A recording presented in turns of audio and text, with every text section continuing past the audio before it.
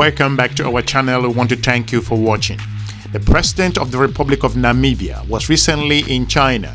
He was talking about a very important relationship that the country of Namibia has with the country of China. He dived into some strategic issues that bind both countries.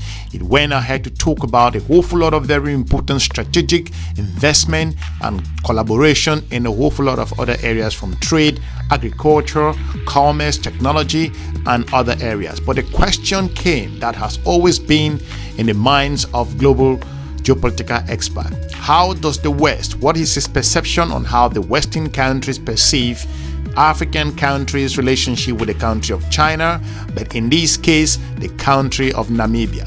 Let's listen to what the president has to say, and we will dive into other issues. But these days, when you turn on the television to pick up a newspaper, a lot of Western scholars and commentators, they describe China as this, somehow neo-colonialist power, not honoring the memories of our collective anti-imperialist and anti-colonialist past, our fight towards national independence, this historical parallels.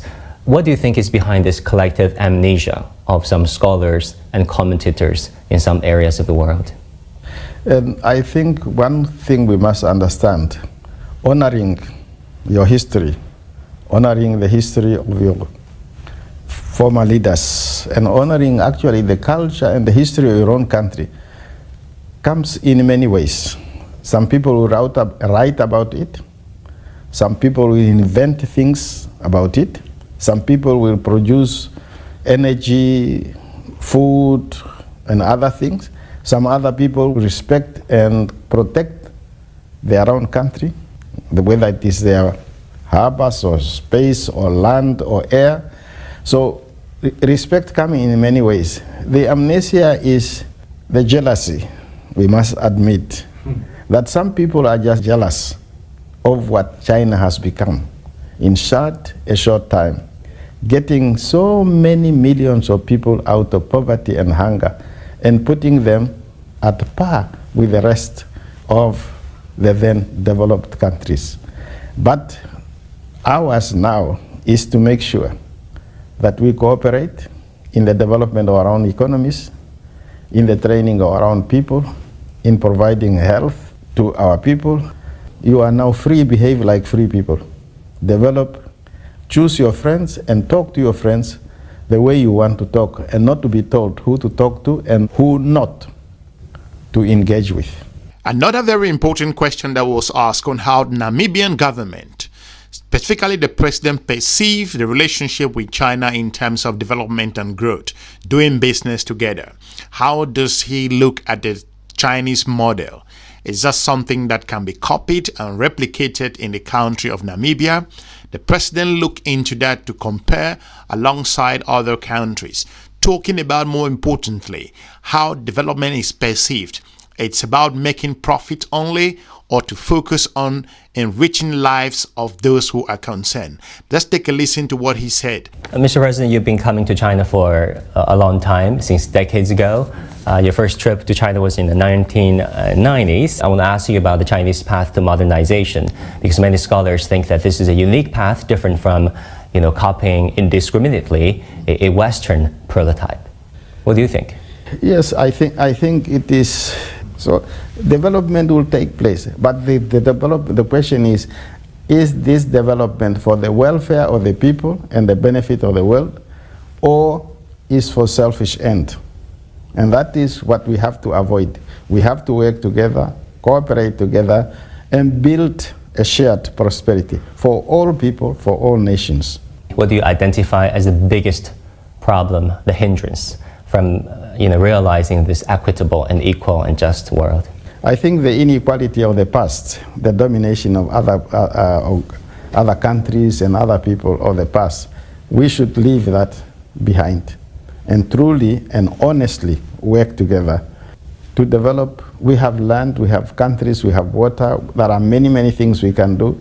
We don't need to be engaged in funny politics of destroying one another or robbing one another's minerals or countries, but to cooperate together and benefit all of us.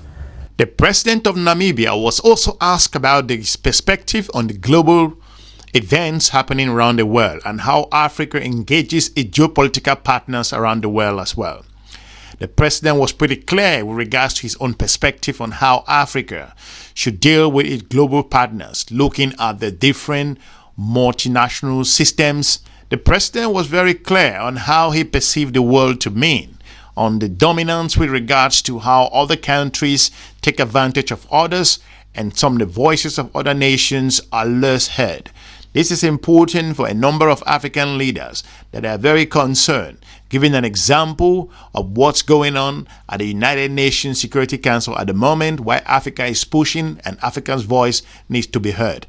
Let's listen to what the president have to say. President Xi Jinping proposed 3 global initiatives: Global Development Initiative, Global Security Initiative, and Global Civilization Initiative. Do you think these initiatives proposed by President Xi offer a viable alternative to existing Western-dominated paradigms? How do you expect these initiatives from China, from President Xi, in shaping global governance and global norms going forward? But you can see already, why are we here? Because we understand the trend, how things are moving now. Multilateralism is very, very important. For some people to think that they are the only one, their country is the only one that matters, and the lives even of their people is the only thing that matters. Other people you can get rid of them, it's not important. It is very, very important that humanity accept that we are one, that we better learn how to cooperate, how to work together.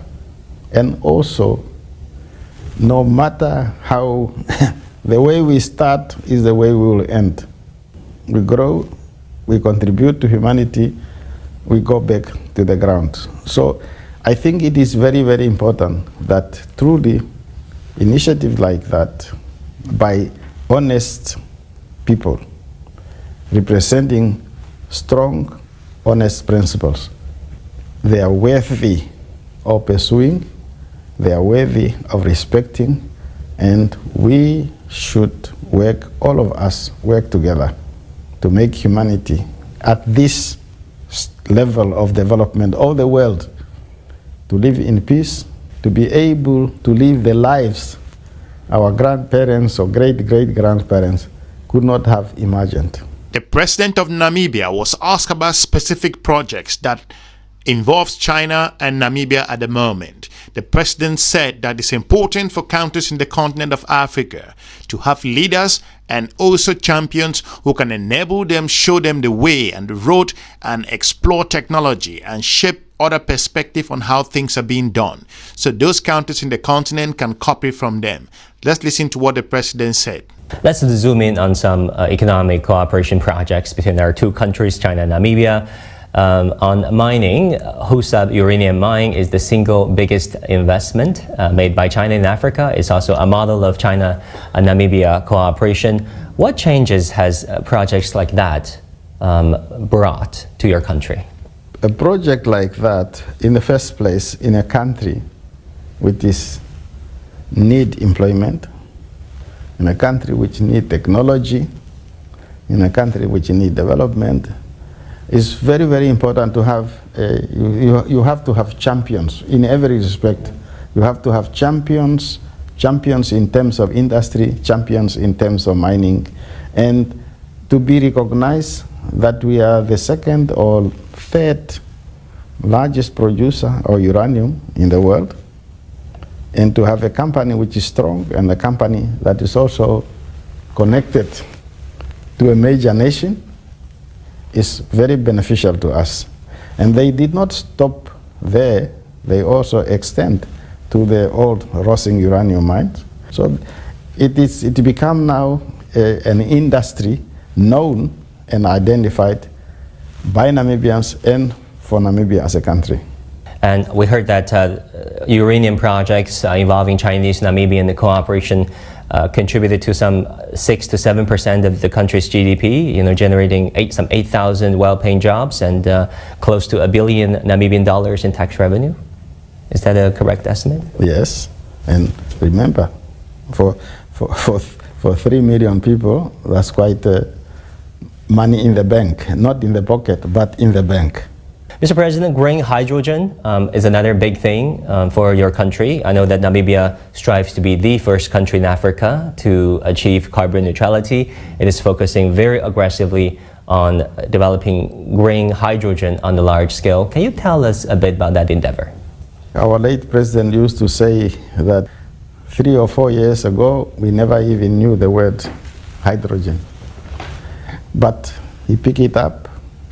He got in touch with people who have the knowledge and understanding of it. He studied it and he marketed it to all of us. Namibia was identified not only by us, by experts throughout the world, that we have a unique possibility to develop it. We have the desert, I have described it already.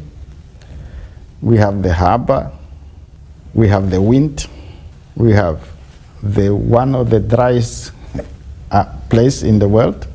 That sun is almost 365 days a year. And we identify a number of companies to be our partners. The big program is to produce the green hydrogen using solar power and wind power, having enough space to develop it, developing the harbor in Lüderitz and as well as in Walvis Bay, to make sure that big ships will come, collect the green ammonia, green hydrogen, take it to Europe, use it for their industries, whether it's from trains to ships, to motor cars, to buses, to everything. That's what the big idea is. And we are very, very serious. We are training our young people with bachelor's and master's degrees and PhD in that direction. And so far, we have been successful. We want to thank you for watching. Hopefully we've informed you regards the strategic relationship between the country of Namibia and the country of China. How China continues to engage Africa from a strategic perspective that involves a win-win aspect, doing business together and in a win-win areas. There are a number of strategic issues that the continent of Africa beginning to engage and also select its own partners, as the country of Namibia is one of those nations in the region that had decided to go alongside other technologically advanced countries that can support them in terms of their natural resources and exploit those particular resources for the benefit of their own people. However, Namibia also is open to working with other countries across the European Union and also in North America. It's important to note, like the president pointed out, that notion that African countries should be told on what to do and who they should interact and work with, that it should be a thing of the past. The continent of Africa is making strategic choices that doesn't sit well with geopolitical partners, but I think this is never going to change. The multipolar environment is what most countries are striving for.